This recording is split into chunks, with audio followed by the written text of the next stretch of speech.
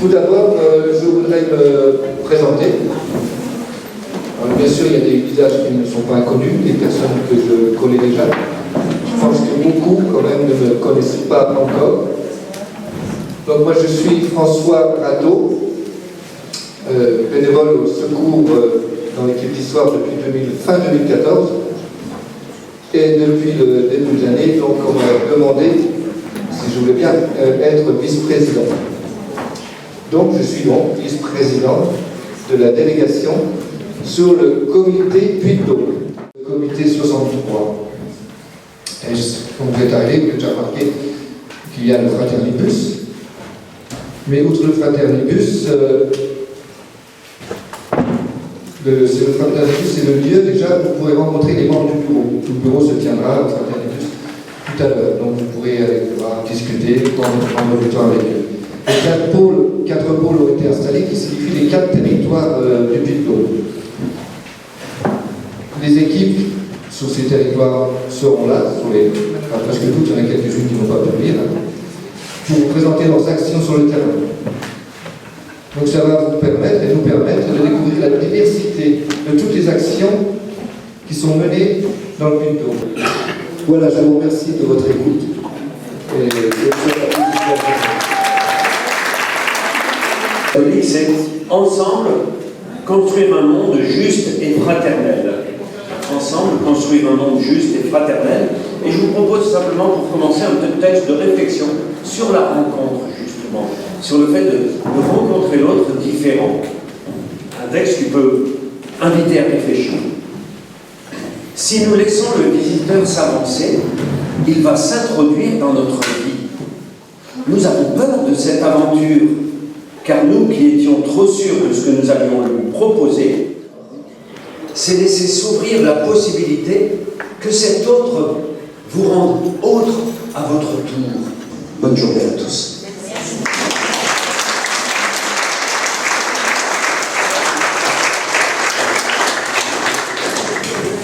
Bonjour à tous. Donc, je prends la suite de Pierre. Donc, pour ceux qui ne me connaissent pas encore, je suis Agnès et je suis la déléguée de toute la délégation Cantal Puy-de-Dôme. Voilà, et mon rôle, c'est de pouvoir, en appui de toute l'équipe salariée, vous accompagner sur le chemin du projet du secours catholique. Nous sommes tous acteurs, bénévoles et salariés, nous sommes sur le même chemin, on porte le même projet.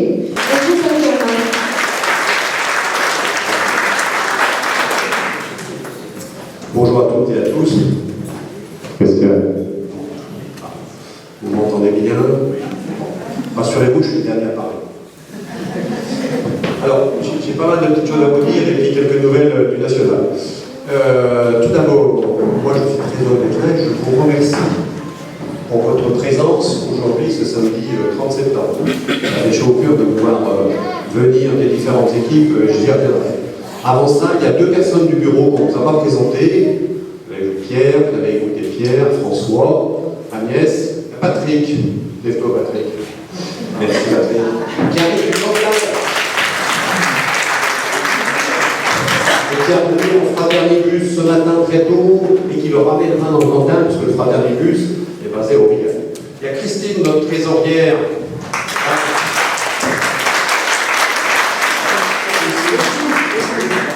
Voilà, c'est parfait.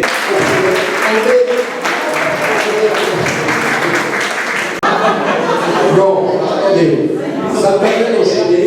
Je vous propose qu'on fasse de gros applaudissements pour l'équipe qui a organisé et monté cette journée. En premier lieu, les animateurs, Lydia, Lily,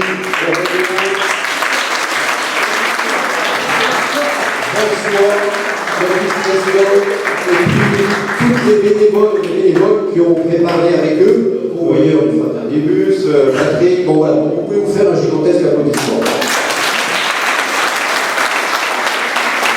Voilà. Alors, pour vous parler un tout petit peu de choses plus sérieuses, moi je voudrais qu'on place cette journée sur le site de la Fraternité. Pierre l'a dit tout à l'heure en rappelant la devise du secours.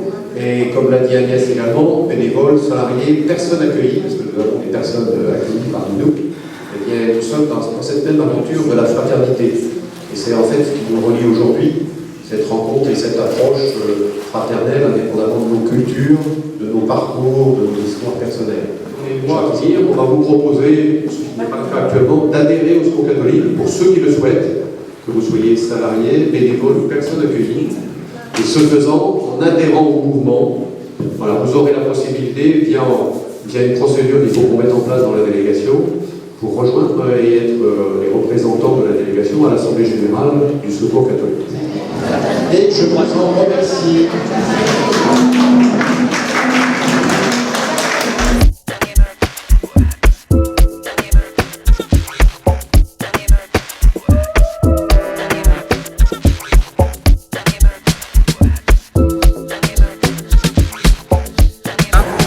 C'est une équipe qui se restructure mais qui a maintenant une petite vingtaine de bénévoles et ils ont enfin une responsable d'équipe, même si c'est pas marqué là, ça s'est fait cette semaine et on sent que ça lance une dynamique parce que du coup il y a quelqu'un qui peut vraiment porter ou avoir le souci du cap. Et donc c'est une équipe qui fait de l'accueil, de l'accompagnement, un peu de dépannage alimentaire, des aides financières, des braderies et surtout ils ont une très très belle boutique solidaire qui est accessible par le bus C. Alors le bus C est très long pour aller jusqu'au Fourneau, mais faut pas hésiter à y aller, il y a beaucoup de fringues d'enfants, pour les femmes, les hommes, des jouets, enfin voilà, il y a beaucoup de choses et c'est ouvert du jeudi au vendredi après-midi et à partir de novembre ça va être aussi ouvert le samedi matin.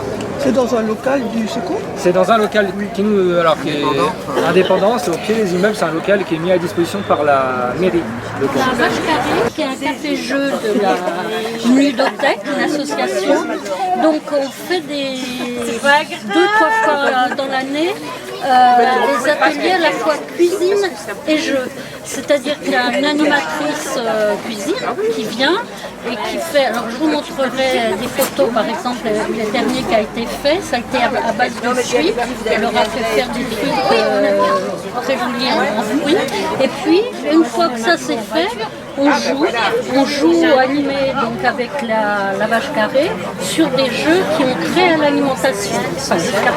De secteurs et en fait du coup c'est ce qu'on retrouve souvent, ce que les personnes elles exposent quand elles viennent, en fait c'est pas ce qui est écrit dans les enquêtes sociales, c'est vraiment il y a des problèmes qui sont bien plus profonds, voilà. Donc ça permet aussi aux personnes de se socialiser, de rencontrer aussi des gens pour éviter l'exclusion, voilà, pour trouver entre guillemets une famille un peu au sein de nos locaux.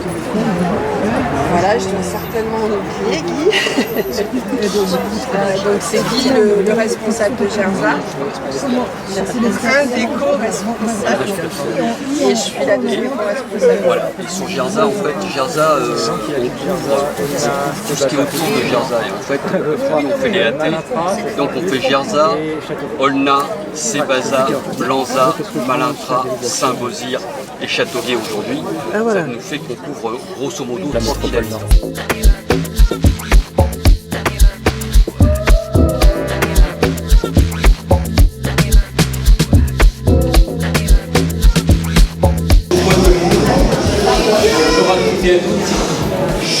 Lorsque ma famille et moi, que je nomme Almito d'origine irakienne, sommes venus en France en 2019, nous ne connaissions personne sur qui compter.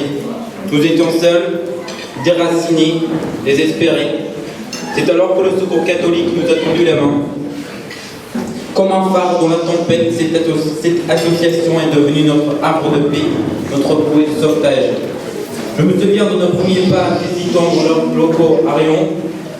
Nous avons immédiatement été accueillis avec chaleur et bienveillance. Vêtements, oreillers, jouets pour les enfants, fournitures scolaires, donneries alimentaires, le Secours catholique pourvoyait généreusement à tous nos besoins primaires. Chaque semaine, nous venions y chercher de quoi se nourrir et retrouvons à chaque fois le même sourire réconfortant. L'été 2020 restera, nous tous, une année de mémoire en pleine crise de Covid. Le Secours catholique redoublait d'ingéniosité pour nous soutenir. Fin décembre, ils offraient des cadeaux à nos enfants pour adoucir leur Noël d'exilés. L'été suivant, des voyages au lac Chambon, une première de goûter enfin à la magie des vacances en famille. Même le Secours catholique ne se contentait pas de nous assister matériellement. Ils donnaient également de leur temps, disposant des cours de français à mes parents et aux autres personnes. Leur générosité ne connaissait pas aucune limite. Malheureusement, notre famille nous avons dû quitter notre appartement social d'Orion. Le délai d'accueil touchant à sa fin, nous devons arriver à trouver un logement. Nous nous sommes retrouvés sans solution de relogement. C'est alors que les bénévoles du Secours catholique se sont démenés jour et nuit pour nous trouver un nouveau foyer, allant jusqu'à nous proposer de nous héberger chez eux, malgré les contraintes pour une famille de 7 personnes, dont un enfant handicapé. Heureusement, les instances sociales ont trouvé un appartement. Le temps des adieux à Rion est arrivé bien trop vite. Une page se tournait, non sans larmes ni frissons. Mais à Issoire, les bras du Secours catholique se sont à nouveau ouverts pour nous accueillir. Là encore, vêtements, jouets, nourriture furent mis à notre disposition. Chaque Noël, ils organisaient une fête et emmenaient même nos enfants en voiture pour qu'ils puissent participer malgré l'éloignement. Sortis à la ferme, au lac, colonies de vacances, ces moments partagés tissèrent des relations et des liens indéfectibles. De plus, l'été 2022 restera gravé en nous comme un moment de grâce et de répit. Le Secours catholique nous a offert plus de beaux cadeaux. Une semaine de vacances au lac Chambon pour toute la famille. Une fois de plus, les bénévoles se sont pilés en 4 pour nous faciliter la vie. Navette en voiture, aller-retour, panier de repas, chèque de vacances pour que les enfants puissent s'amuser des activités. Lorsque nous avons enfin pu acheter une voiture, le Secours catholique nous a même avancé à l'argent pour payer les premières mensualités d'assurance. Leur soutien se manifestait en toutes circonstances. Profondément reconnaissants, ma sœur et moi avons décidé de nous porter volontaires au sein du Secours catholique pour donner en retour ce qui nous avait été donné avec tant de bienveillance et venir en aide à d'autres familles comme la nôtre. Le Secours catholique nous a guidés bien au-delà de l'aide matérielle. Avec patience, ils nous ont éclairés dans les méandres administratifs, dans le dédale culturel de la nation et de la France. Leur soutien se déploie à 360 degrés, embrassant tous les aspects de la vie avec une infinie bienveillance. Leurs portes restent toujours ouvertes à nous et à leur aide indéfectible. Véritable phare dans la nuit, ils honorent leur nom à la perfection. Alors aujourd'hui, au nom de ma famille, de plus profond de mon cœur, je tiens à dire merci. Merci pour ces mains tendues qui nous ont permis de nous reconstruire. Merci pour cet espoir rendu. Merci pour ces liens tissés qui nous relient désormais. Merci à vous tous, mesdames et messieurs, et particulièrement à Marie-Jo et François au Secours catholique à Issoire et Annie et Monique au Secours catholique à Rion. Le Secours catholique restera à jamais notre lumière dans la nuit.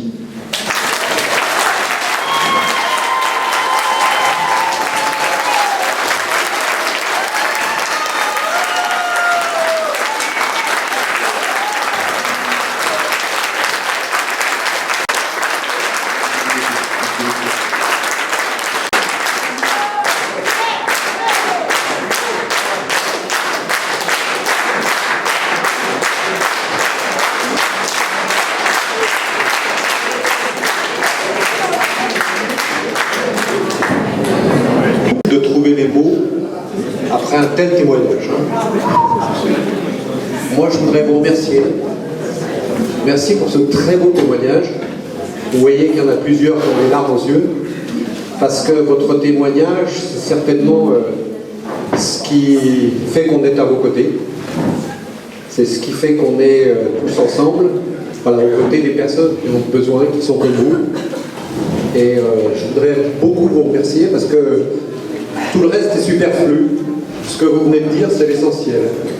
Voilà, mais je dois dire aussi, le Secours catholique vous a aidé, mais vous aussi, vous avez fait des efforts pour vous intégrer, pour apprendre la langue, quitter vos racines. On ne dit jamais assez qu'on n'est pas une personne exilée par désir. On quitte son pays parce qu'on est obligé de le quitter. On quitte sa famille, sa culture, sa religion, ses racines. Donc on mesure bien tout ce que ça a représenté pour vous. Et le fait qu'aujourd'hui vous soyez là avec nous, c'est aussi parce que vous avez eu cette énergie, cette volonté de vous intégrer. Donc moi j'ai envie de vous dire,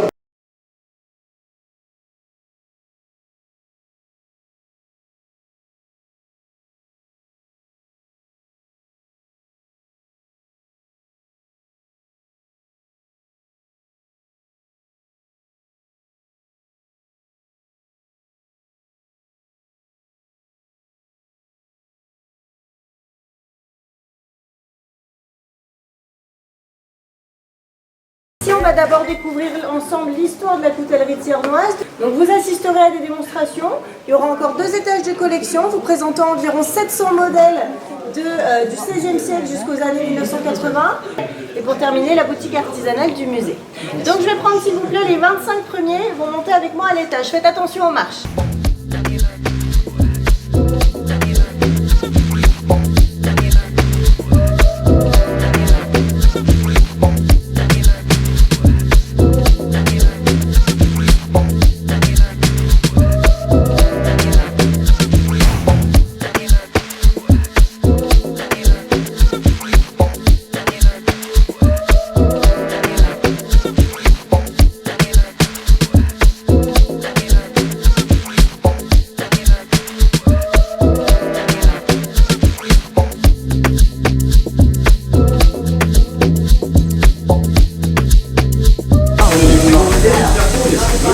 Deux questions pour. Première question, est-ce que vous savez quel était le rôle de cet outil?